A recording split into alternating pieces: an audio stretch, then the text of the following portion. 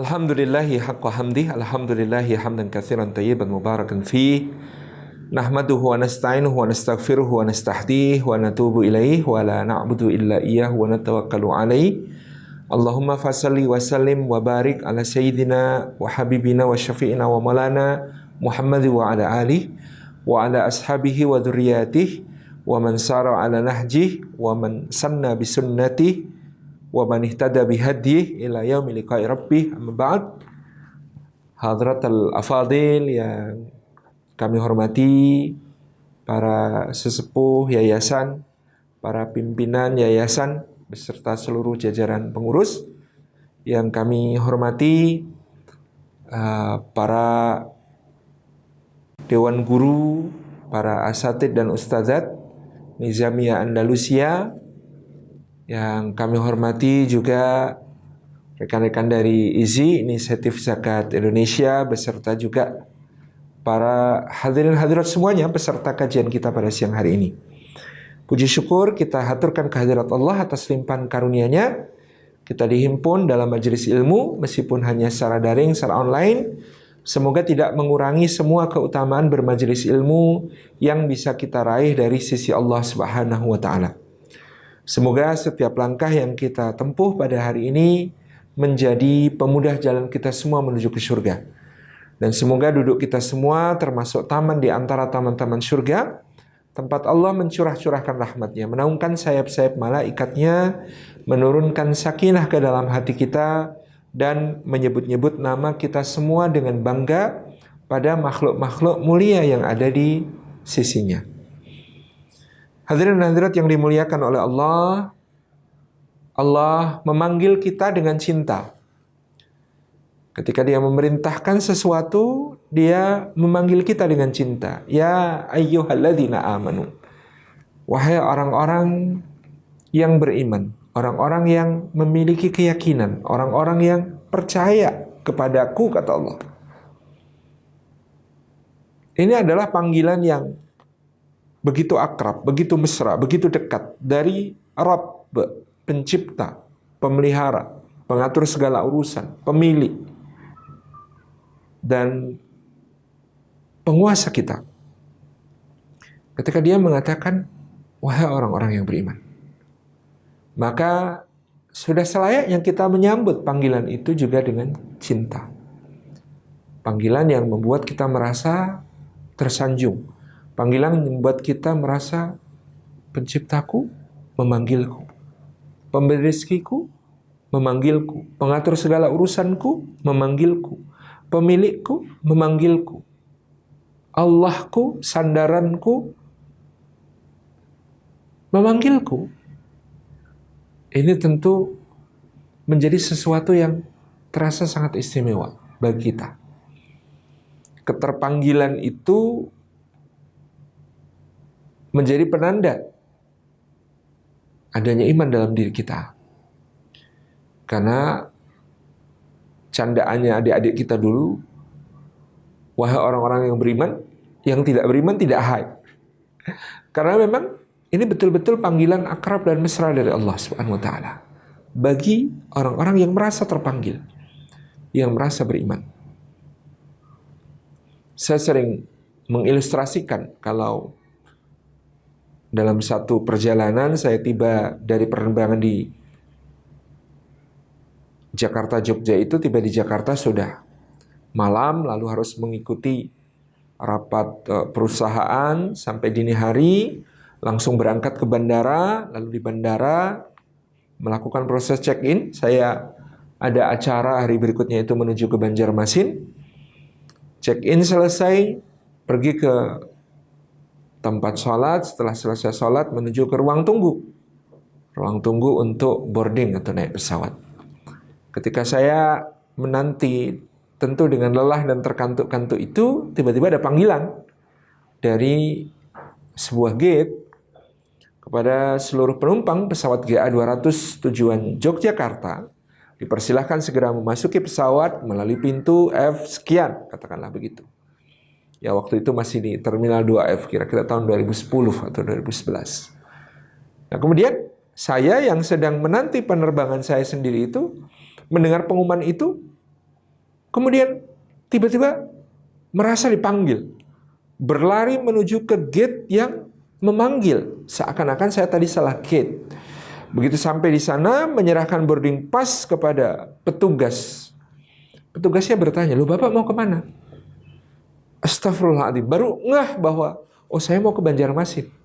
Oh iya Pak, silakan, Banjarmasin ada di gate seberang, ini untuk yang ke Jogja. Kenapa saya bisa terpanggil ketika yang dipanggil adalah penumpang ke Jogja? Padahal jelas saya akan menuju ke Banjarmasin. Di alam bawah sadar saya merasa betul bahwa saya adalah orang Jogja. Maka ketika ada panggilan itu, oh, saya! Ada satu keterpanggilan yang sangat dahsyat. Pertanyaannya, ada 92 kali Allah memanggil kita dalam Al-Quranul Karim, ya ayyuhalladzina amanu, atau ayyuhal mu'minun, wahai orang-orang yang beriman. Ini seperti termaktub dalam sebuah kitab tafsir khusus tentang ayat-ayat ya ayyuhalladzina amanu yang ditulis oleh Syekh Abu Bakar Jabir Al-Jazairi, judulnya Nida'atur Rahman li Ahlil Iman, panggilan-panggilan Allah yang maha pengasih kepada orang-orang yang beriman. Gitu. Ya ayyuhalladzina amanu. Apakah ada keterpanggilan itu? Ini yang penting untuk kita persiapkan. Sebuah rasa keterpanggilan yang menunjukkan adanya iman di dalam dada kita untuk memasuki sebuah proses yang sangat dahsyat yang bernama Ramadan. Di dalamnya ada puasa, supaya kemudian nanti menghasilkan output takwa. Jadi kalau surah Al-Baqarah ayat ke-183 itu dipandang sebagai sistem, maka kita membaca ya ayyuhalladzina amanu, wahai orang-orang yang beriman, kutiba alaikumussyam, diwajibkan atas kalian berpuasa, kama kutiba alal ladzina min qablikum, seperti diwajibkan atas orang-orang sebelum kalian, la'allakum tattaqun, supaya kalian bertakwa. Ada 3 ber di situ. Beriman, berpuasa, bertakwa. Jadi inputnya iman, prosesnya puasa, outputnya takwa. Maka sebagai bagian juga dari evaluasi kita, selama bertahun-tahun kita melewati Ramadan, mungkin ada yang sudah 20 kali, ada yang 30 kali, ada yang 40 atau 50 kali Ramadan terlewati dalam hidupnya. Tapi apakah kita sudah sampai pada output yang diharapkan? Takwa. Alhamdulillah. Kalau belum, karena memang orang beriman pasti tidak akan mengaku-aku telah bertakwa, pasti tidak akan kegeeran merasa dirinya sudah bertakwa. Dan itu menjadikan dirinya ingin selalu memperbaiki, ingin selalu menjadi lebih baik. Kita sekarang merasa masih jauh dari kualifikasi yang disebut Allah sebagai takwa itu. La'allakum tattaqun. Maka ini ada saatnya bagi kita untuk sebelum masuk ke Ramadan jelas harus membenahi input dan mempersiapkan pembenahan proses. Karena kalau error output itu pasti ada kemungkinan error input, ada kemungkinan error proses, ada kemungkinan error dua-duanya. Sehingga menghasilkan output yang error. Membenahi input, membenahi keimanan kita kepada Allah Subhanahu wa taala. Paling tidak tadi, ada keterpanggilan yang terasa oleh kita. Ketika Allah Subhanahu wa ta'ala memanggil kita sebagai hambanya. Wahai orang-orang beriman. Sampai sejauh apa rasa keterpanggilan itu ada? Tentu iman itu bukan sesuatu yang statis. Iman itu dinamis.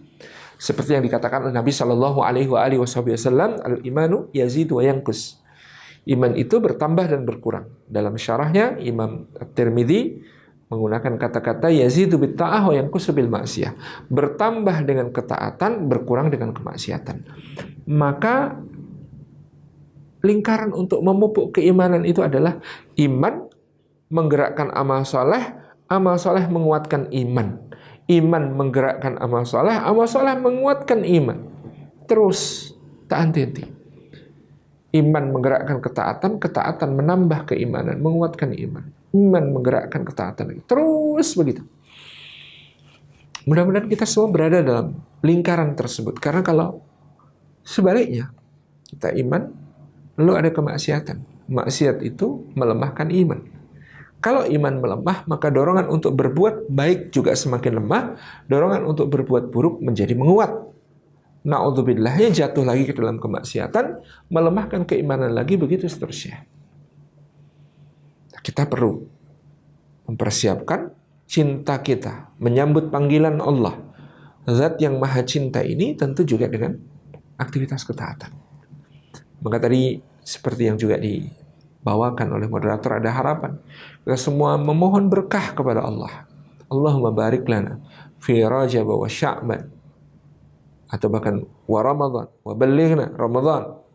Kita memohon kepada Allah diberikan berkah itu sejak di bulan Rajab, di bulan Sya'ban sampai di bulan Ramadan. Rajab min arba'atin khurum, termasuk 4 bulan haram, 4 bulan mulia. Dan Ramadan sayyidus syuhur, penghulu seluruh bulan. Kita berada di antara 2 titik yang sangat mulia ini, bulan yang mulia dan bulan yang paling mulia. Maka ibunda kita Aisyah radhiyallahu anha menyebutkan bagaimana Rasulullah SAW mempersiapkan Ramadan, di antaranya dengan cara memperbanyak puasa bahkan sejak bulan-bulan sebelumnya. Di bulan Sya'ban, Aisyah mengatakan tidak kujumpai Rasulullah memperbanyak puasa di luar bulan Ramadan yang lebih banyak, lebih sering, lebih intensif dibandingkan di bulan Sya'ban. Mulai besok kita masih ada waktu masuk ke bulan Sya'ban, di situ Nabi SAW mencontohkan memperbanyak puasa. Di luar bulan Sya'ban, bulan Rajab yang paling banyak. Jadi mulai Rajab ini sudah start. Kita mencoba memenuhi panggilan Allah, bersiap untuk berpuasa, dengan juga merintis, meretas jalan menuju puasa. Al-Imam An-Nawawi dalam Syarah Sahih Muslim malah menjelaskan semua amal yang utama itu ada pengiringnya. Kalau sholat fardu itu ada sunnah qobliyah, rawatib qobliyah, ada rawatib ba'diyah. Demikian pula puasa Ramadan yang sangat agung, dia memiliki ba'diyah yang sudah sangat kita kenal, puasa 6 hari di bulan Syawal. Yaitu akan menjadi penyempurna, karena siapa berpuasa Ramadan sempurna lalu puasa bulan Syawal, maka seakan-akan dia puasa setahun penuh. Tapi dengan fakta Rasulullah juga banyak berpuasa di bulan Sya'ban. Bahkan sejak bulan Rajab, kata Imam An-Nawawi, maka ternyata puasa Ramadan ada qobliyahnya juga. Dan qobliyah itu ada di bulan Rajab, bulan Sya'ban. Ini yang pertama kita upayakan untuk kemudian kita bisa menjadi pejuang cinta di Ramadan besok. Persiapannya mulai sekarang. Pejuang cinta itu sudah mempersiapkan diri mulai sekarang.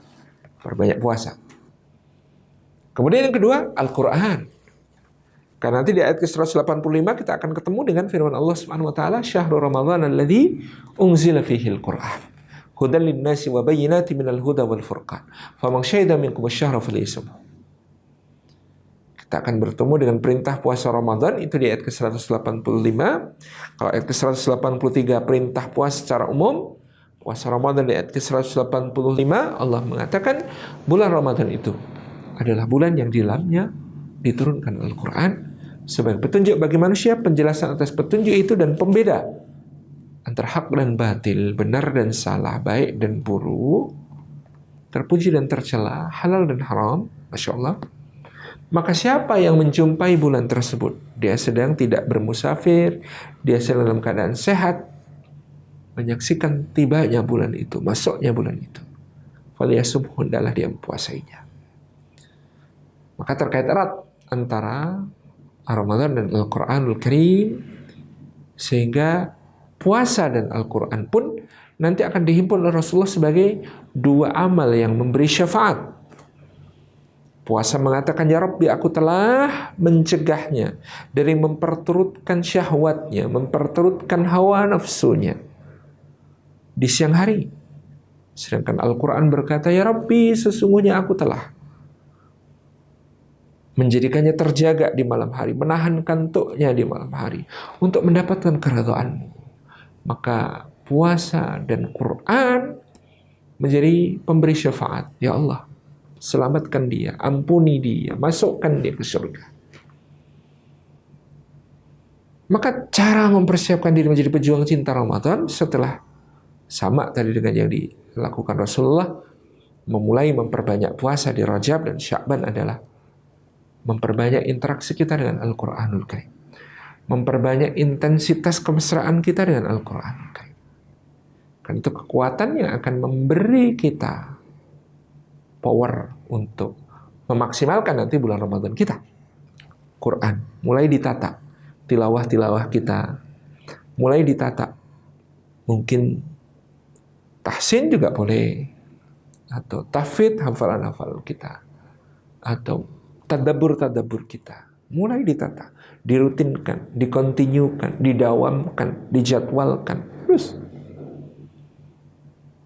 di bulan Rajab, bulan Sya'ban menuju Ramadan. Quran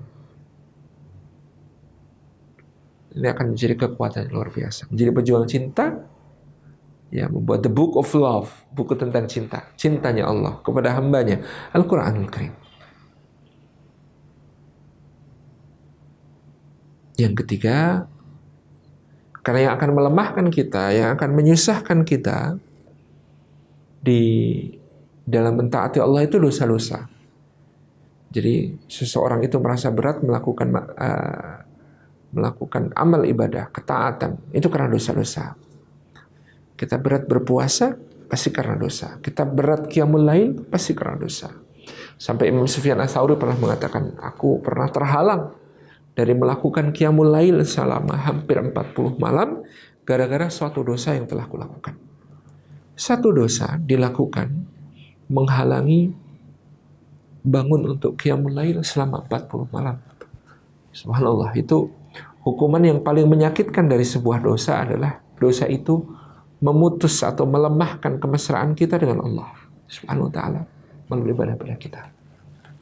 Maka kalau kita hendak menjadi pencintanya Allah, berjuang menjadi yang lebih baik di Ramadan ini, sebelum Ramadan kita perlu untuk kemudian selain yang pertama tadi memperbanyak puasanya, yang kedua juga tentu mengkuatkan interaksi dengan Quran, yang ketiga mohon ampun kepada Allah atas dosa-dosa kita, memperbanyak istighfar kepada Allah, memperbanyak taubat kepada Allah, supaya dengan itu hati kita bersih, dan hati yang bersih itu kekuatannya untuk taat akan berlipat.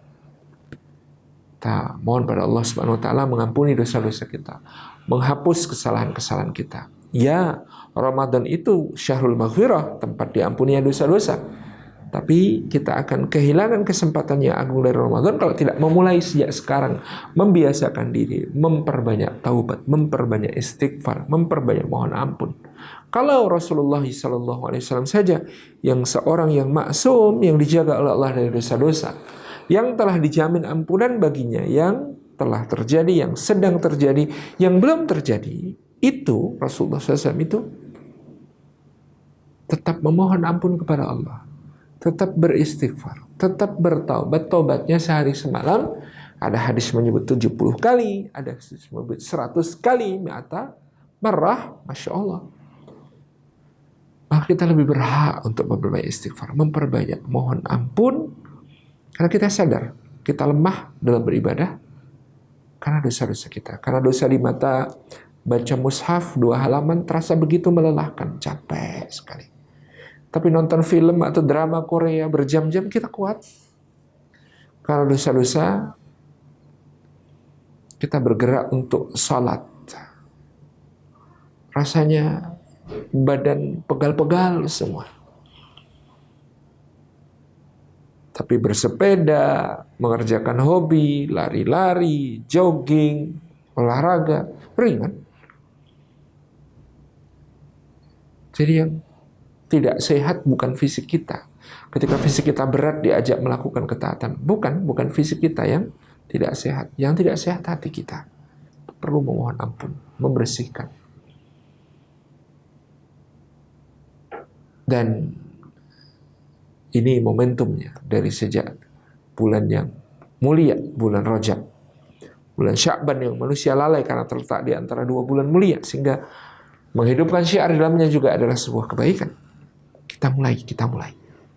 Memperbanyak mohon ampun, memperbanyak istighfar kepada Allah SWT.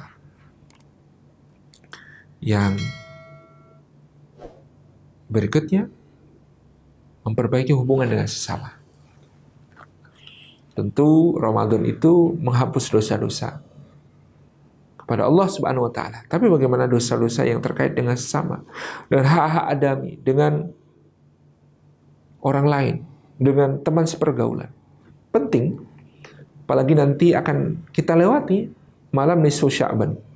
Ada banyak pembahasan tentang nisfu Sya'ban, tapi di antara hadis sahih tentang nisfu Sya'ban adalah bahwa pada malam nisfu Sya'ban itu Allah mengampuni semua dosa dari semua makhluknya, kecuali orang yang mempersekutukan Allah, berbuat kesyirikan, dan orang yang bertengkar, berkonflik dengan saudaranya dan belum ingin untuk berdamai, ataupun memutus silaturahmi dengan saudara dekat.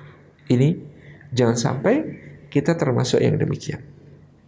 Maka penting untuk tidak hanya berhalal bihalal di saat Idul Fitri, di saat bulan Syawal, tapi bahkan sebelum Ramadan kita rintis perbaiki hubungan kita dengan orang-orang di sekitar kita, dengan orang-orang yang ada di dalam pergaulan kita, di circle kita, atau bahkan juga di medsos kita, karena kita berinteraksi mungkin banyak melalui media sosial sekarang. Perbaiki hubungan itu, karena jangan sampai dia mengganggu dan menghalangi kita dari kebersihan dan ampunan Allah Subhanahu wa taala ketika kita kemudian memasuki Ramadan, masuki bulan mulia, bulan maghfirah, bulan ampunan. Jadi yang pertama, sudah membiasakan puasa juga. Yang kedua, mempererat intensitas dengan Al-Quran. Yang ketiga, mohon ampun kepada Allah, memperbanyak istighfar. Yang keempat, memperbaiki hubungan dengan sesama. Dan yang kelima tadi sudah kita baca doanya, Allahumma barik lana fi Rajab wa Sya'ban wa balighna Ramadan. Tentu diiringi upaya apapun yang bisa kita lakukan untuk memperkuat ruhaniyah kita supaya bisa siap memasuki Ramadan dengan sebaik-baiknya. Jadi pejuang cinta itu pertama memperjuangkan ruhaninya supaya betul-betul siap untuk berjuang habis-habisan nanti di kesempatan terbaik di bulan Ramadan yang tidak sembarangan dianugerahkan oleh Allah. Atakum Ramadan syahrun mubarak, kata Nabi SAW, telah datang kepada kalian bulan Ramadan, bulan yang penuh dengan keberkahan. Tuftahu fi abwabul jannah, yang dibuka dalamnya pintu-pintu surga. Wa tughlaqu fihi abwabul jahim, dan ditutup pintu-pintu neraka. Wa tughallu fihi asyayatin, dan bahkan dibelenggu setan-setan di dalamnya.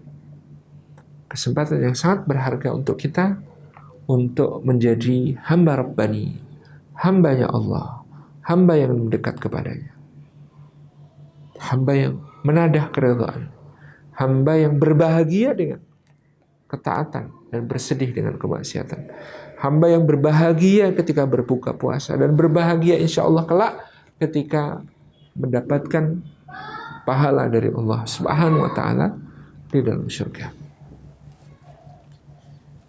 Yang berikutnya, menjadi pejuang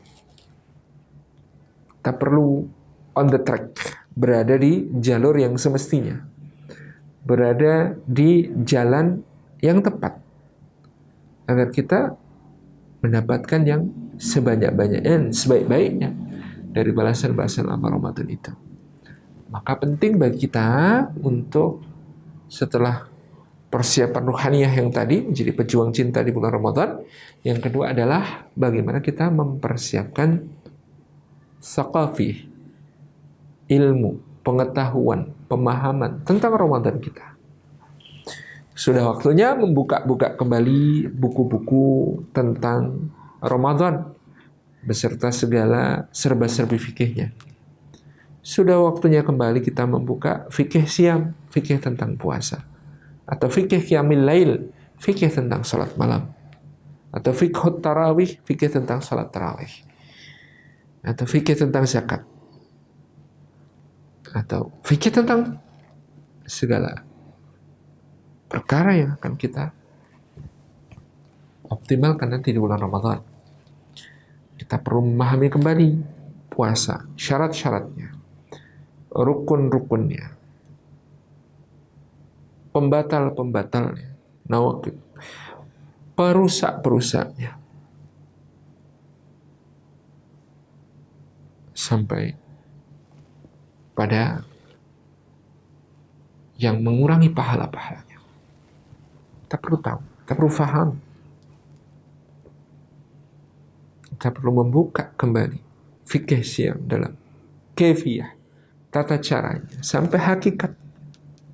Seperti yang dikatakan Imam Ali Zainal Abidin bin Husain bin Ali bin Abi Thalib, hakikat puasa itu adalah tabir yang Allah letakkan di matamu, di telingamu, di lisanmu, di wajahmu, di tanganmu, di kakimu, di perutmu, di kemaluanmu, di seluruh anggota badanmu, untuk membentengi dirimu dari nerakanya Allah SWT. Membentengi ke semua diri kita dari ancaman azab Allah SWT, dari beratnya siksa di akhirat. Itu hakikat puasa. Puasa itu tabir. Tabir untuk mata, tabir untuk telinga, tabir untuk mulut, tabir untuk tangan, tabir untuk kaki, tabir untuk perut, tabir untuk di bawah perut, semua syahwat. Lalu kita memahami gimana kaifiahnya, atau kita mempelajari berbagai pertanyaan yang sering muncul. Bagaimana keutamaan sahur? Bagaimana kalau ketika sedang makan sahur sudah terlanjur menyuap makanan ke dalam mulut lalu terdengar azan subuh? Bagaimana sekiranya nanti berbuka? Bagaimana kalau lupa lalu makan? Apa yang harus dilakukan? Bagaimana kalau kemudian dalam keadaan hamil atau menyusui, berat menjalankan puasa? Apa yang harus dilakukan? Kalau dalam keadaan sakit, bagaimana kalau safar, sedangkan safarnya bisa tiap hari, kesana kemari? Apakah puasa yang harus dilakukan ataukah tidak? Bagaimana kalau saya punya pekerja yang semua tukang bangunan yang mereka bekerja berat di siang hari dan tidak bisa berpuasa, apa yang harus dilakukan sebagai majikan? Kemudian tentang qiyamul lailnya, salat tarawihnya, mana yang lebih afdal di masjid mengikuti imam ataukah di rumah? Mana yang lebih afdal mengikuti imam yang salatnya sangat cepat gitu ya, sampai Allahu Akbar saking cepatnya mengimami salat tarawih, ataukah kemudian di rumah tetapi ditunaikan dengan lembut, perlahan dan khusyuk, dengan tumak ninah tentu. Bagaimana itu bedanya antara qiyamul lail dengan salatut tarawih dan witir, dengan tahajud dan witir yang menjadi penutup semua salat malam? Bagaimana tata caranya? Berapa jumlah maksimal rakaatnya? Fikih perlu dibuka lagi. Ilmu. Belum nanti sampai kepada pemaknaan dan hakikat-hakikatnya dalam puasa kita nanti. Itu muara dari semua hakikatnya adalah cinta. Cintanya Allah kepada kita. Dan perjuangan kita untuk bisa mencintai Allah SWT. Ilmu. Saqafah. Kalau belum sempat membaca-baca buku, bisa menyimak kajian-kajian tentang fikih puasa, tentu dengan seksama. Jangan sampai salah faham, jangan sampai salah tangkap, jangan sampai terjadi hal-hal yang sebenarnya bisa dicegah kalau kita berilmu. Sebenarnya bisa diminimalisasi kalau kita berilmu. Terus mempersiapkan ilmu ini juga sangat penting dalam menyongsong Ramadan besok sebagai pejuang yang akan memperjuangkan cintanya Allah di bulan Ramadan. On the track itu artinya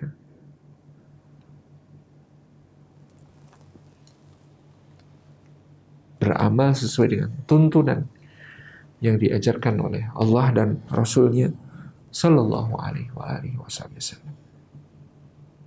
Kemudian tentu ada persiapan jasadiah, persiapan jasmani.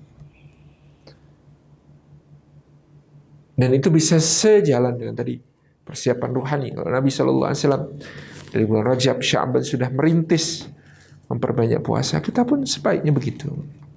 Supaya nanti di awal Ramadan, ya, ketika kemudian orang mengalami adaptasi yang cukup mendasar dalam gaya hidup dalam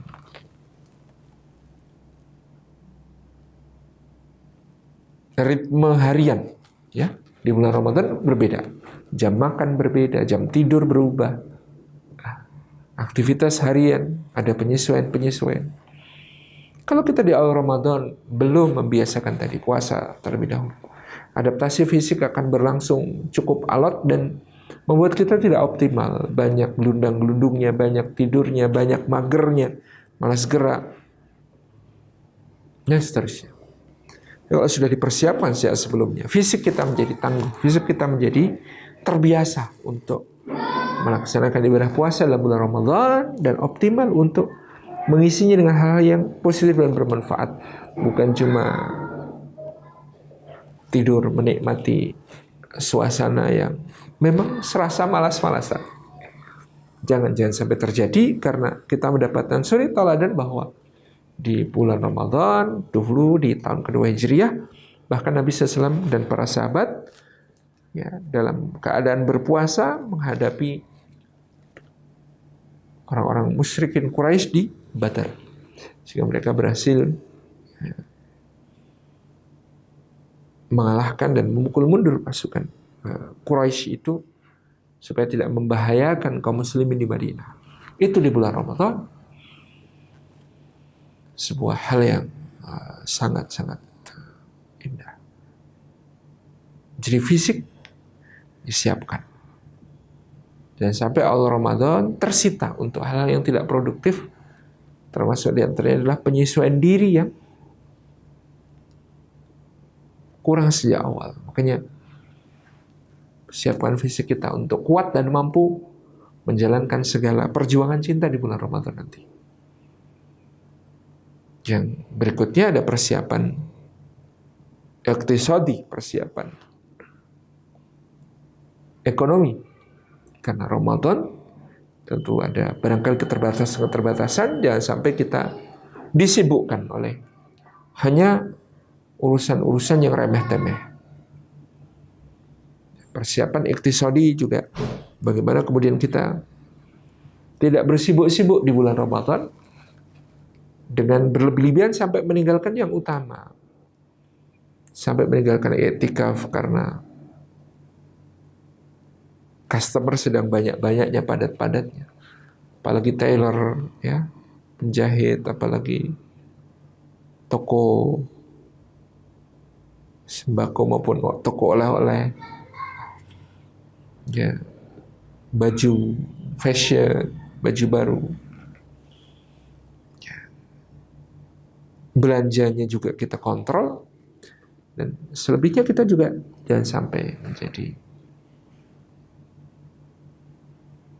orang yang bahasa Jawa itu ketumpul, terlalu sibuk sampai lupa, terlalu sibuk dalam bekerja hal dunia lalu lupa kepada hakikat akhirat nanti. Nah, ini momentum menjelang Ramadan untuk menghidupkan hakikat akhirat itu dan mempersiapkan keluarga kita secara finansial aman selama Ramadan by planning, terus dengan rencana yang baik. Kemudian ada persiapan sosial. Bagaimana kita juga sebagai pejuang cinta di Ramadan nanti mempersiapkan aktivitas-aktivitas bersama dengan sebaik-baiknya. Apalagi masih dalam kondisi pandemi COVID-19, ada protokol kesehatan yang harus senantiasa kita taati, kita patuhi, kita jaga demi menjaga diri kita dan menjaga orang lain, ya, bukan cuma menjaga diri kita tapi menjaga orang lain. Barangkali ini perlu saya sampaikan juga karena ada yang kemarin sempat protes mengatakan, Ustadz, teman saya yang sudah jaga banget kepada prokes, toh akhirnya kena juga. Sementara saya, kata dia, yang sembarangan, nggak pernah prokes, nggak pernah pakai masker, nggak pernah ada apa-apa, nggak ada masalah, juga sampai sekarang sehat-sehat saja. Nah, ini kesalahan berpikirnya. Orang yang sudah menjaga, lalu dia tetap terkena, dia peluangnya untuk mendapatkan pahala yang sangat banyak, sangat besar. Dia dapat pahala ketika menjaga prokes karena dia menjaga dirinya, menjaga keluarganya, menjaga orang yang dicintainya, menjaga bahkan orang-orang tua yang tidak dia kenal, gitu ya. Itu dia menjaga, dapat pahala. Kena, lalu dia bersabar.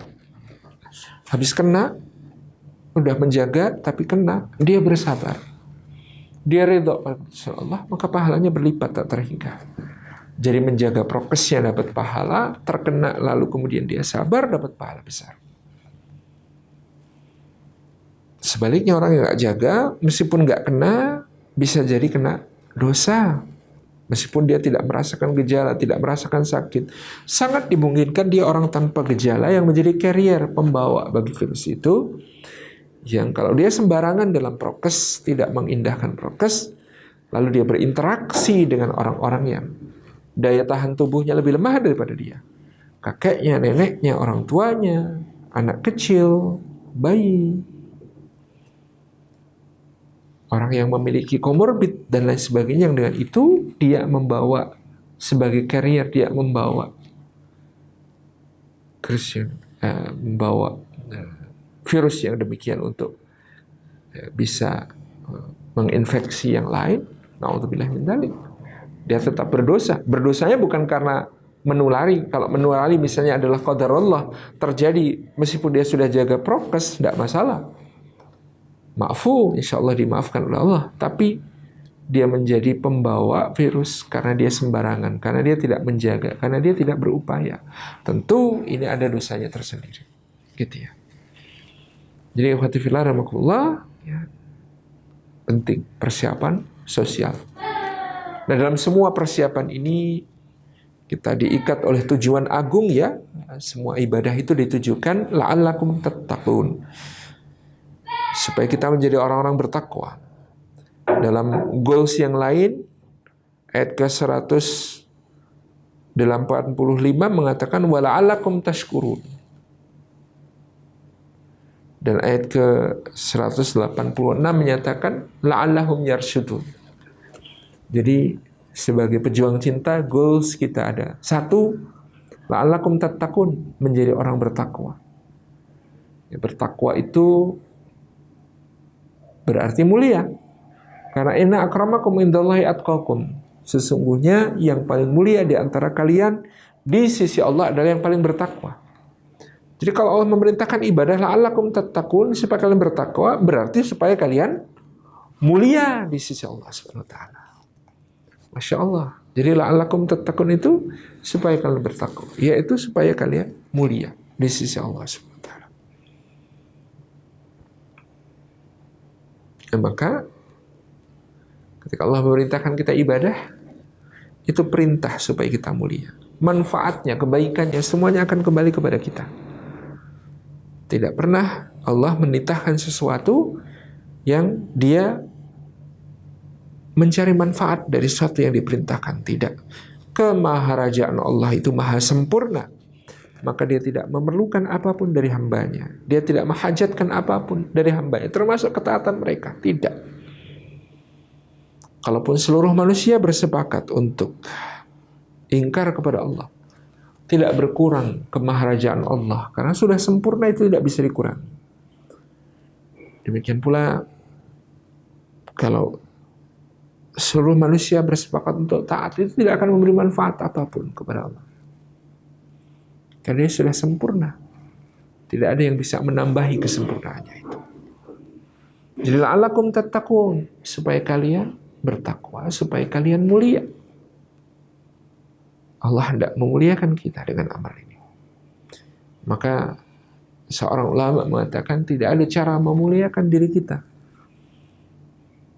selain dengan mentaati Allah, dan tidak ada cara untuk menghinakan diri kita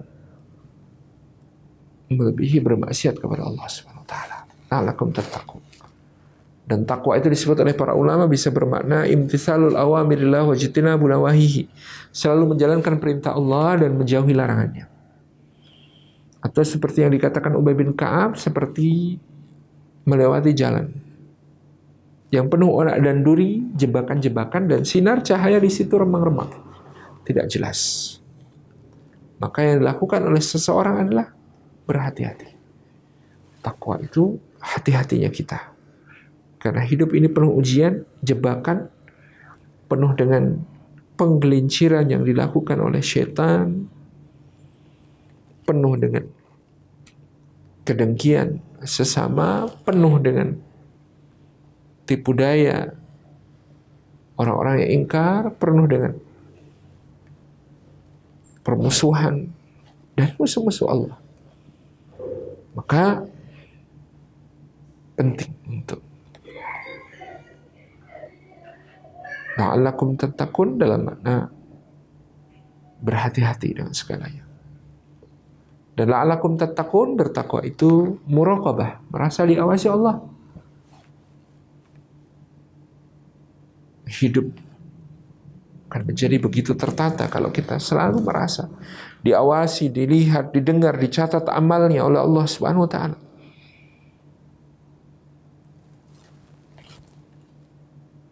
Dengan kesadaran itu, pengawasan Allah, kita melatihnya di saat Ramadan dengan cara yang luar biasa. Jam 12 siang mau berwudu untuk sholat zuhur, di sampingnya ada orang lain sedang berwudu. Bahkan meskipun orang di samping kita tidak tahu, kita tidak akan berkumur sambil menelan air kumuran itu gelak. Padahal kita sangat haus. Tapi kita tahu Allah Maha melihat, Allah Maha mendengar, Allah Maha mencatat. Sehingga kita tidak melakukannya. Karena kita muraqabah, merasa diawasi Allah. Bayangkan kalau perasaan seperti dalam puasa itu, yang tidak ingin mencucup, yang tidak ingin menghisap, yang tidak ingin mengambil sedikit pun air yang ada dalam mulut untuk dimasukkan membasahi kerongkongan dan saluran pencernaan. Itu kemudian kita merasa ini jangan.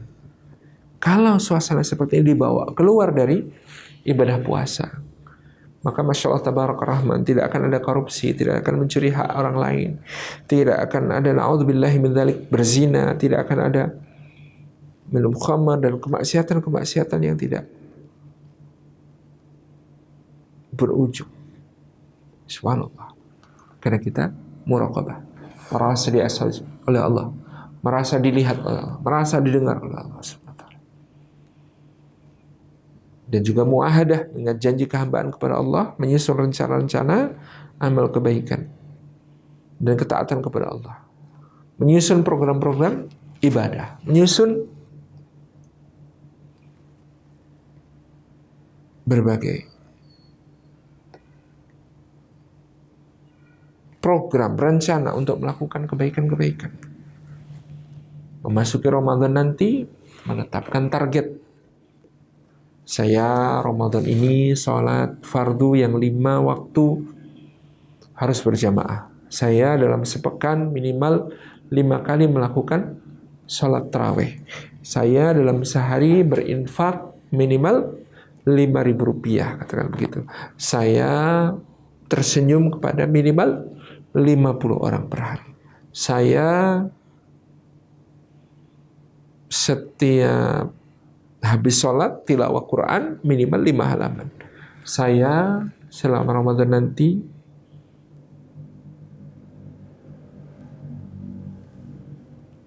memberi takjil, hidangan iftar berbuka puasa setidaknya 5 kali dan seterusnya. Semuanya diprogram dengan agak mudah melakukannya karena di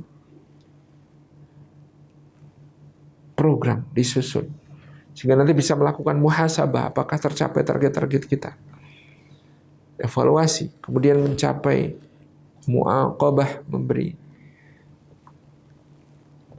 konsekuensi pada diri kita sendiri kalau melanggar komitmen kepada Allah. Dan yang terakhir mujahadah, berupaya untuk mengikhlaskan niat hanya karena Allah, berjuang untuk memurnikan motivasi hanya karena Allah, dan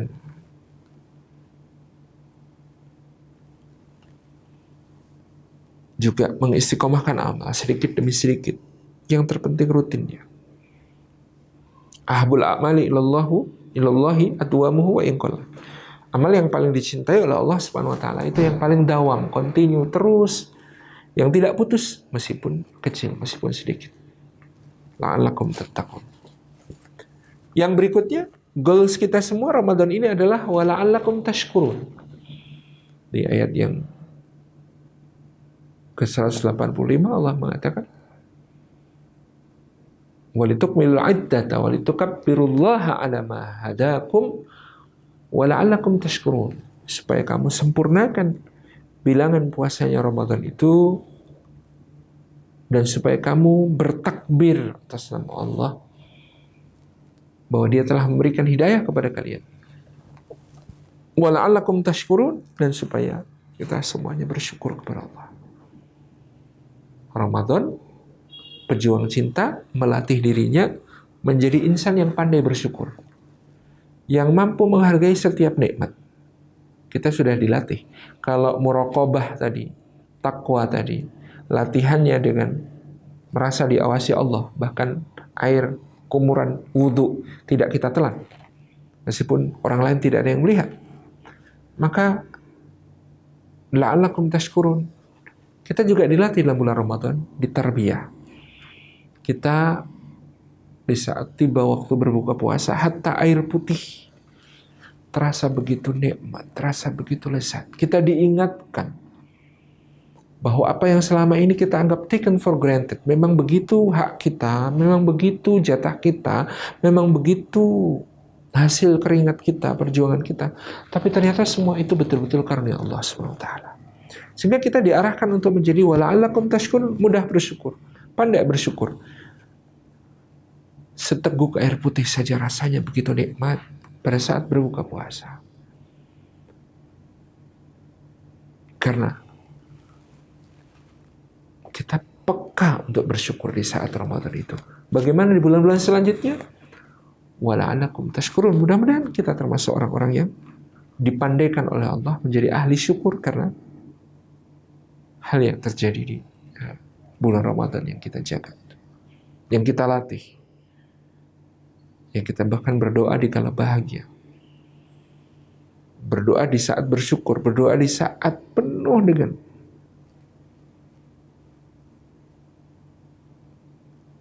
kebaikan, berdoa dan saat berbuka puasa mustajabah, senang, gembira, bahagia, lalu Allah mengabulkan doa-doa kita. Masya Allah. Wa la'allakum tashkurun, mudah menjadi pandai bersyukur. Goals yang ketiga, la'allahum yarshudun, supaya kalian senantiasa mendapatkan bimbingan dari Allah Subhanahu wa taala. Dan inilah puncaknya tadi, pejuang cinta tadi. Dalam sebuah hadis qudsi riwayat Al-Bukhari dan Muslim, ya Allah Subhanahu wa taala mengatakan, hambaku mendekatkan diri kepadaku dengan yang paling aku cintai, yaitu yang aku fardukan untuknya. Dan hambaku terus mendekatkan diri kepadaku, bahkan juga dengan amalan-amalan sunnahnya, sampai aku mencintainya, hatta uhibbuhu, sampai aku mencintainya. Kalau aku sudah mencintainya, walamma ahbabtuhu, kata Allah, kalau aku sudah mencintainya, maka kata Allah, aku menjadi mata yang dia gunakan untuk melihat, telinga yang dia gunakan untuk mendengar, aku menjadi lisan yang dia gunakan untuk bicara, aku menjadi tangan yang dia gunakan untuk bertindak, aku menjadi kaki yang dia gunakan untuk melangkah. Itulah goals tertinggi kita, sepuncak-puncak cinta di kehidupan dunia, ketika Allah Subhanahu wa taala berkenan menggunakan mata kita, telinga kita, lisan kita, tangan kita, kaki kita untuk menjalankan kehendaknya, untuk menjadi yang terindah kita, untuk mengalirkan pahala yang sebesar-besarnya. Goals yang penuh cinta. Sampai aku, kata Allah, menjadi mata yang digunakan untuk melihat, telinga yang digunakan untuk mendengar, lisan yang digunakan untuk bicara, ya, kaki yang digunakan untuk melangkah. tangannya digunakan untuk bertindak. Sampai seperti itu. La'allahum yarsyudun. Supaya kita semua mendapatkan bimbingan, dan itulah bimbingan terbaik dari Allah Subhanahu wa taala. Alhamdulillah rabbil alamin, hadirin hadirat yang dimuliakan Allah Subhanahu wa taala. Jadi tadi reviewnya, kita mempersiapkan ruhani kita dengan doa, Allahumma barik lana fi Rajab wa Sya'ban wa balighna Ramadan. Mempersiapkan ruhani kita dengan memperbanyak puasa, dengan intensitas keakraban dengan Quran, dengan memohon ampun atas dosa-dosa, dengan memperbaiki hubungan dengan sesama. Itu persiapan ruhani. Lalu persiapan saqafi, membuka kembali berbagai ilmu dan kajian tentang puasa dan fikih-fikihnya. Yang ketiga, persiapkan jasmani dengan berpuasa dan tubuh sudah beradaptasi sehingga nanti awal Ramadan tidak sayang habis waktunya untuk adaptasi perubahan-perubahan jadwal hidup, ritme hidup tadi. Kemudian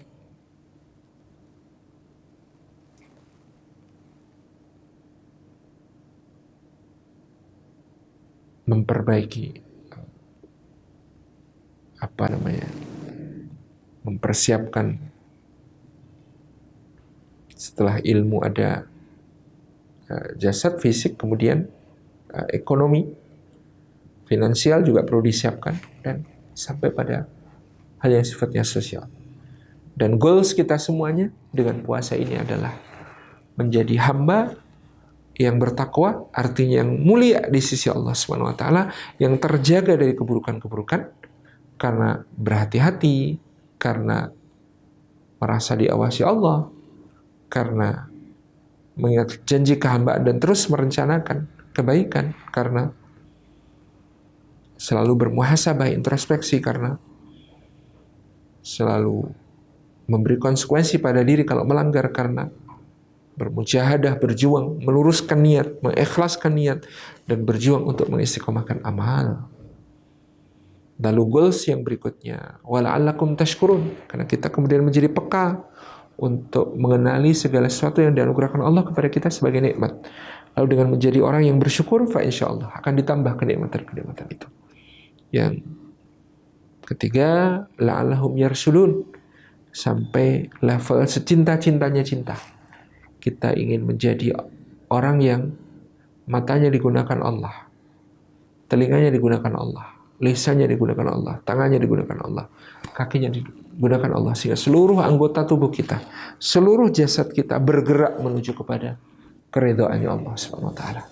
Sekiranya itu yang dapat kami sampaikan, mudah-mudahan bermanfaat. Jazakumullah khairan. Wassalamualaikum warahmatullahi wabarakatuh.